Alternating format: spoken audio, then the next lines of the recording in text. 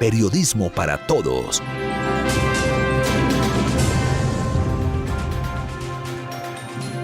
Nueve de la mañana, 34 minutos. Un muy prestigioso profesor de economía, fundador de un observatorio en la Universidad Javeriana, reconocido en la comunidad académica por sus aportes a la ciencia económica, es designado director de la DIAN, y en la DIAN cumple con una tarea muy relevante.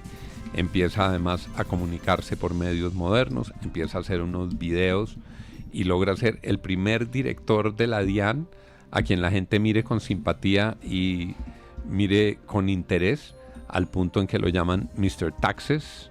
Mr. Taxes era una estrella de los impuestos, lo que parece imposible. Si hay algo más árido y menos generador de simpatías que la DIAN, que me digan qué puede ser, pues Luis Carlos Reyes lo logró una comunicación especial, pedagógica con la gente, y después de un paso con mucho reconocimiento en la DIAN, fue designado ministro de Comercio Exterior.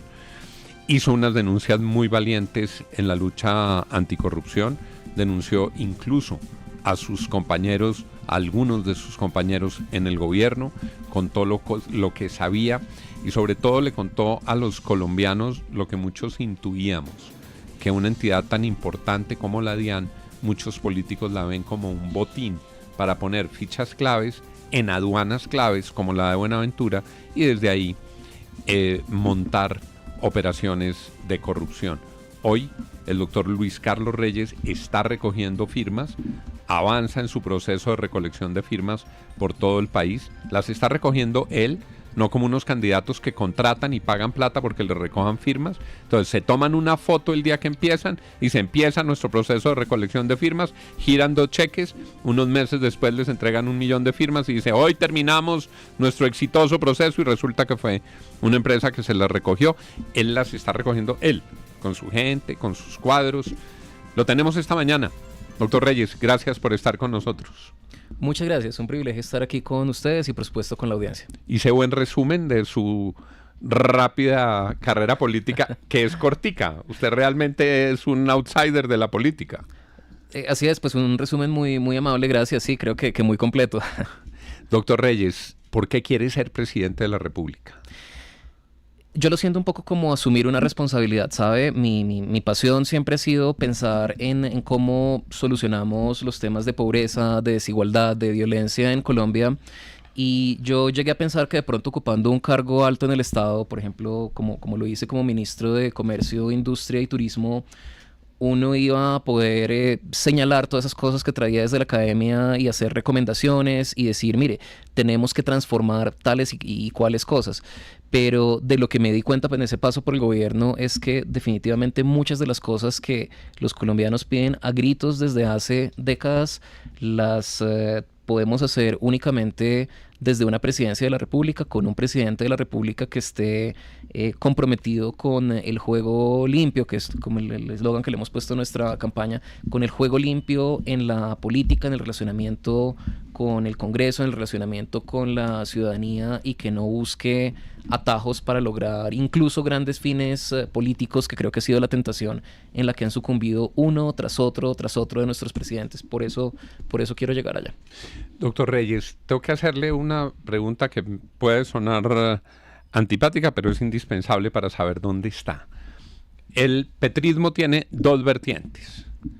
El pacto histórico, donde ganó Iván Cepeda, y el otro es, digamos, donde se suman el petrosantismo, digamos, los que venían con Juan Manuel Santos, que son petristas. Siempre me dice Mauricio Cárdenas, no todos los santistas somos petristas. Digamos, está el petrosantismo, está Roy Barreras, está Luis Gilberto Murillo, están personas que no venían de la lucha de izquierda de Petro, pero que se sumaron al gobierno, que participaron del gobierno y que son de la órbita petrista.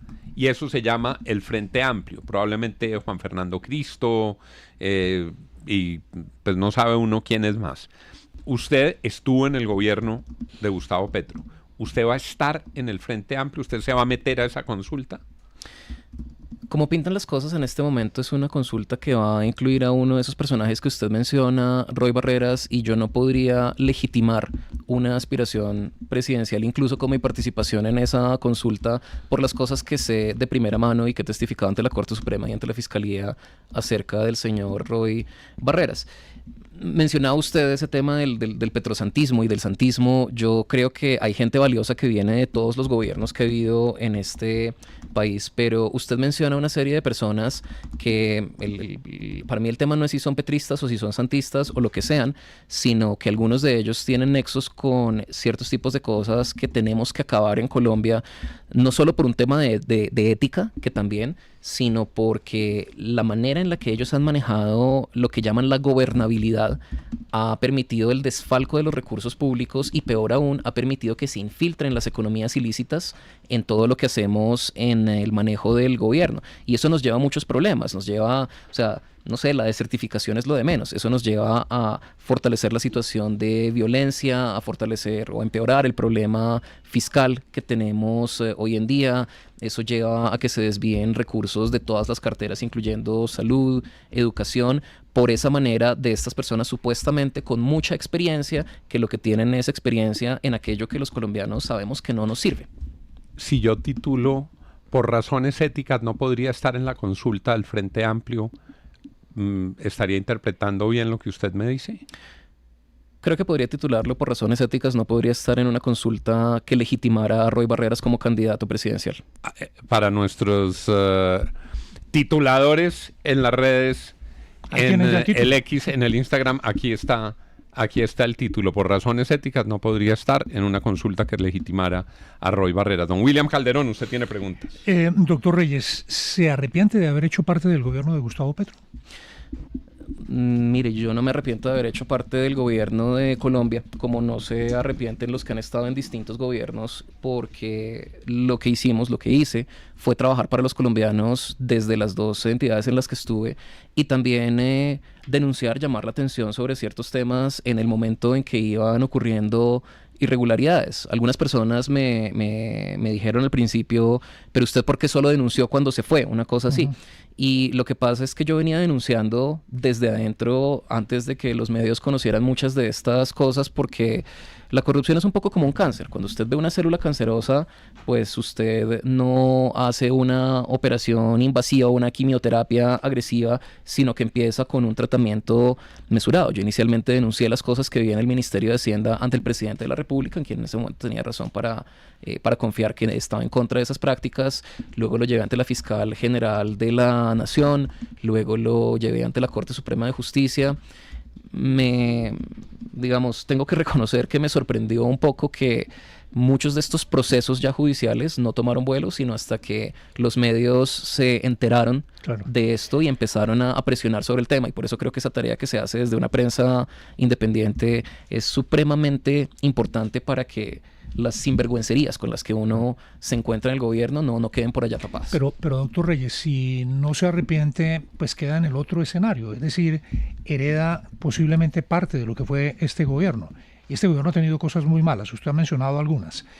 ¿No le preocupa que ese lastre, esos problemas de corrupción que ha tenido el gobierno del presidente Gustavo Petro termine heredándolos usted habiendo sido ministro del presidente Petro? Mire, yo no actúo por conveniencia política ni por cálculo político, sino porque en esta vida hay cosas que está bien hacer y cosas que no está bien hacer.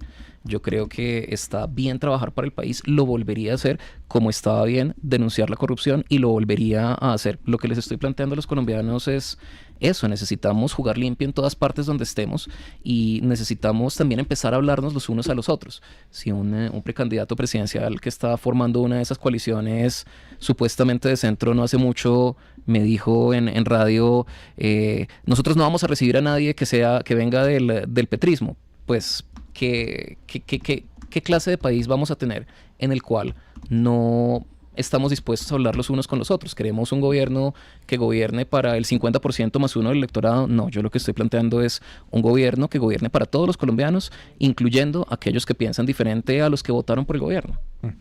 Exministro, usted denunció a todo el mundo dentro del gobierno Petro, los actores más poderosos, y hemos hablado también muchas veces porque ha sido una buena fuente, pero usted habló sobre Laura Sarabia, habló sobre Roy Barreras, habló sobre Armando Benedetti, habló sobre esa reunión en la que usted señala cómo Adelina Cobo y Nicolás Petro Burgos llegaron a su oficina para pedirle puestos también en la DIAN en los puertos. Habló sobre congresistas que también presionaban al Ministerio de Comercio y a la DIAN para pedir cargos y puestos cuando se tramitaban proyectos suyos en el Congreso. Pero en el país sigue quedando esta pregunta de por qué tanta corrupción dentro del gobierno sin que el presidente lo supiera. ¿Eso es real? ¿El presidente ha estado completamente ausente de esas órdenes de corrupción de Carlos Ramón González, de Ricardo Bonilla, que está próximo a ser imputado, de Luis Fernando Velasco presuntamente, etcétera? ¿El presidente nunca se enteró? Mire, si a mí me constara que el presidente lo supiera, también lo habría denunciado. Por ejemplo, pues el presidente me calumnió recientemente responsabilizándome por el genocidio en Gaza, y pues esa es una afrenta a mi buen nombre que yo denuncié ante la Comisión de Acusaciones, donde está manejando el caso la representante Gloria Arizabaleta, ex esposa de Roy Barreras, entonces yo digo las cosas de las que tengo constancia. Al principio del gobierno me habría parecido muy improbable que el presidente estuviera al tanto de estas cosas. Creo que ahora incluso muchos amigos y antiguos colegas que hicieron, y algunos que incluso hacen parte del gobierno, manifiestan su frustración de que el presidente se haya rodeado cada vez de más personajes de estos sobre los cuales penden estas acusaciones, estos presuntos delitos, como también Armando Benedetti, como Laura Sarabia, el mismo Roy Barreras, que al parecer es su candidato favorecido para el Frente Amplio. Esto es algo que tiene que responder él, pero pues yo comparto esa frustración de algunos de mis antiguos compañeros. Comenzamos ya noviembre y se habla de esta nueva reforma tributaria, ¿no? Ya se empieza a calentar los ánimos alrededor de esto, y usted, que ha estado en las entrañas financieras del país, considera que sí es necesaria esta reforma tributaria, que incluso está afectando temas tan sensibles como el consumo del licor, el impuesto al licor, a los vinos, a los aperitivos. Me parece que hay una alternativa a esto, y habría sido continuar con el programa de reformas al interior de la DIAN que nosotros empezamos para darle duro a la evasión y el contrabando, porque la evasión y el contrabando nos cuestan aproximadamente, y es curioso que en la DIAN esto ni siquiera se estimaba, fuimos mi equipo y yo quienes llegaron a estimarlo, nos cuestan, según la metodología estadística que implementamos, alrededor de 8 puntos porcentuales del PIB. Esos son fácilmente 8... La evasión. La evasión y el contrabando, que es un tipo de evasión. Y esto es, pues, 8 reformas tributarias de las grandes, ¿sí? Desafortunadamente, buena parte de los esfuerzos que nosotros implementamos, incluyendo la ampliación de planta de la DIAN para llenarla meritocráticamente por funcionarios elegidos por un concurso y no nombrados a dedo, pues nosotros creamos 10.000 cargos adicionales para nombrar por concurso, y pues algunos nos decían, pero usted tiene ahí oro en polvo, nombre a todos sus amigos y haga campaña política, pero pues eso no era lo que íbamos a hacer. Cogimos el oro en polvo y lo echamos por el inodoro, porque con ese tipo de riquezas no queremos nada que ver. Pero si se hubieran seguido estas reformas procedimentales, metodológicas a la lucha contra la evasión, creo que estaríamos en un mejor lugar, tanto ahora como en términos de la perspectiva de recaudo a futuro que podríamos utilizar para plantear una senda macroeconómica clara. Desafortunadamente, pues esto no se ha dado así. Ya hay que reconocer que durante las últimas 2 direcciones de la DIAN, lo que sucedieron a la mía, ha habido un esfuerzo sistemático por socavar todo lo que hicimos, y ese no es un escenario en el cual entonces deba uno estarle pidiendo más plata a las personas cumplidas, incluso si lo que quieren hacer es tomarse una cervecita. Doctor Reyes, ¿cómo está haciendo campaña? ¿Cómo es su campaña? Pues es una campaña, yo diría que busca ser una campaña moderna, en la cual estamos aprovechando las redes sociales que nos permiten un poder de convocatoria muy, muy grande. Por ejemplo, pues hoy mismo estamos convocando a un Zoom a las 7:30 de la noche a las personas que estén en Bogotá, que quieran aportar en la campaña con sus ideas, con su colaboración, con recolección de firmas. Y pues esto es mucho más económico que tratar de llenar plazas de pueblos a repartir lechona, plato delicioso de lechona obviamente, pero pues es menos mal lo dijo. no, eso no quiero no es contra la lechona, sino contra el mal uso de la lechona. Sí, porque aquí tiene un experto en lechona, el doctor Lozano. No, pero es verdad, el mal uso de la lechona para la política es... No, de pronto en alguna celebración. Pero es una campaña moderna, es una campaña de redes, es una campaña a través de de las vías tecnológicas. ¿Está haciendo recorridos por el país? Así es, cuando me invitan a foros académicos en las universidades, por ejemplo, recientemente estuve en Bucaramanga en Uniciencia. Son espacios que aprovechamos para contar lo que estamos planteando. Estuve recientemente en la UPTC de Tunja. Tenemos y estamos muy abiertos a que donde nos inviten, vamos allá. 9:50. ¿Dónde está parado políticamente el doctor Luis Carlos Reyes? ¿Qué tan cerca William Calderón y qué tan lejos? ¿Qué tan cerca y qué tan lejos de ciertos candidatos, doctor Reyes? 1 muy cerca, 10 muy lejos. Listo. Yo le voy mencionando algunos nombres y usted me dice 1 o 10, dependiendo de lo cerca. 1 cerca, listo, 10 y lejos. 10 muy lejos. Vicky Dávila. 10 lejos. Iván Cepeda.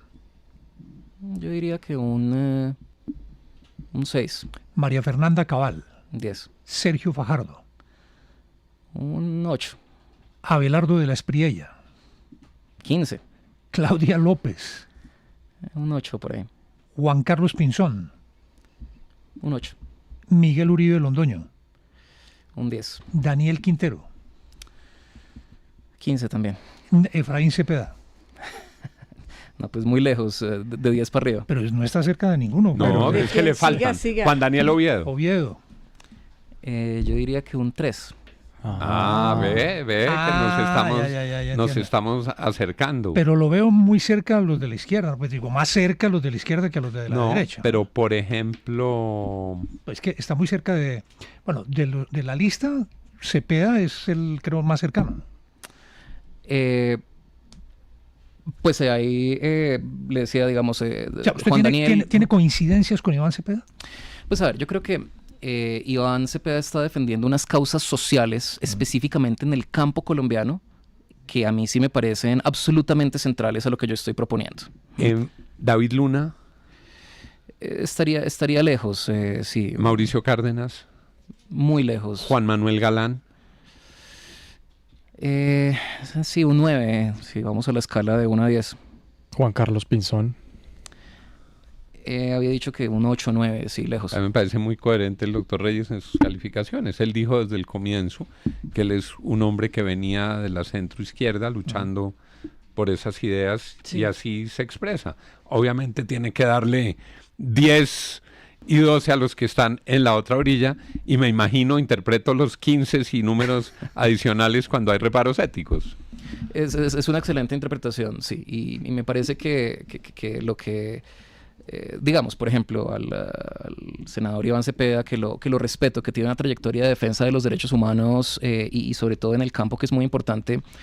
A mí me parece muy preocupante de algunos amigos de la izquierda que piensen que legitimar prácticas de corrupción, incluso inherentemente al aliarse con personas que sí representan esas prácticas, me preocupa que ahí no han identificado que el costo de esa corrupción no es solo que se roben unos pesitos, es que nos está afectando en seguridad, en reforma agraria, en a la todo. vida. Doctor Reyes, le hago una modificación por esta entrevista al cerca y lejos. Si a segunda vuelta llegaran Iván Cepeda y Abelardo de la Espriella, ¿por quién votaría? Votaría por Iván Cepeda. ¿Y si llegan Roy Barreras y Abelardo de la Espriella?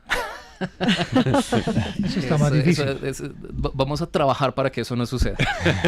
9:54. Estas entrevistas las terminamos con una sección de Patricia Pardo. Preguntas rápidas para respuestas cortas con el doctor Luis Carlos Reyes. La primera pregunta, ¿qué es peor, la evasión o la corrupción? son dos formas de un mismo comportamiento ético. ¿Ser Mr. Taxes da o quita votos? Yo creo que da. ¿Qué lo diferencia del presidente Petro en una frase? Creo que es un enfoque ético distinto. El mío es, de pronto el del presidente Petro es utilitarista, el mío es deontológico. Es decir, yo creo que hay cosas que cuando una cosa está mal no hay ninguna justificación para hacerla nunca. Si el país fuera una declaración de renta, ¿estamos en rojo o en negro? No, estamos en negro y tenemos que usar mejor lo que tenemos, pero no vamos tan mal. Complete la frase. El impuesto que impulsaría como presidente es... En este momento creo que lo que tenemos que impulsar es la reducción de la evasión, que es el impuesto más regresivo de todos los que tenemos. El impuesto que quitaría es... El impuesto al consumo. Lo reemplazaría por un IVA a los dueños. ¿El hipoconsumo? El hipoconsumo. ¿Del 8%? Sí, para los restaurantes es terrible el hipoconsumo porque como ellos tienen, entrando un momento en el tema tributario, como ellos tienen muchas cosas por las que pagan IVA, pero la mayor parte de sus ventas es con hipoconsumo, no se pueden deducir esos gastos y yo volvería a eso un IVA. Y ese, Y me meto queda la una. cucharada, ese nuevo, entonces lo de los licores que están proponiendo subirle, que ha provocado la reacción de todos los gobernadores que dicen van a reventar las rentas departamentales. ¿Qué opina? Me parece que es inconveniente por eso y también porque, dado precisamente que no se le ha metido la fuerza que se necesita a la lucha contra el contrabando, subir un impuesto de esos arriesga que nos quedemos sin el pan y sin el queso, con más contrabando y sin el recaudo adicional. Y por último, en este complete la frase. Si no es presidente, volverá a... A la academia. ¿No le interesa un ministerio, el Senado, la Cámara? Yo siempre he trabajado en la intersección entre la academia y la política pública. O sea, como académico, pues yo no estaba haciendo cosas abstractas, teóricas, sino muy desde la economía pública, plantear soluciones para el país. Eso es algo que puede implicar un nuevo paso por el sector público. Son las 9:56 a.m. Han escuchado ustedes a Luis Carlos Reyes, exdirector de la DIAN, exministro de Comercio, candidato presidencial independiente. 9:56.